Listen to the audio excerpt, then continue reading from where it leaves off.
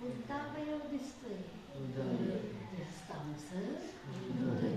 आणि म्हणून हा छातीचा पिंजरा फार उपयोगाचा आहे.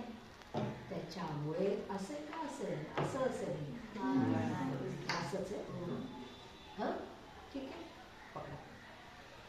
यानंतर आहे आमचं लिव्हर, ज्याला आम्ही मराठीत यकृत असे.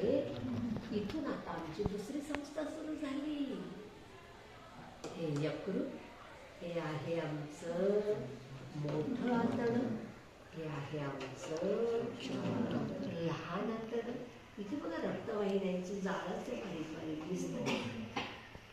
मोठं आतडं अन्न पचन नाही करत, ते फक्त किडनीने टाकून दिलेले पदार्थ इथे गोळा होतात. आणि गोळा झाल्यानंतर द्रवरूपातले असतील तर खाली मूत्राशयात जातात, घट्ट रूपातले असतील तर ते गुदद्वाराकडे संडास म्हणून पाठवले जातात. हे लहान आतडं, हे मोठं आतडं, हे आहे आमचं, ज्याला आम्ही काय म्हणतो मराठीत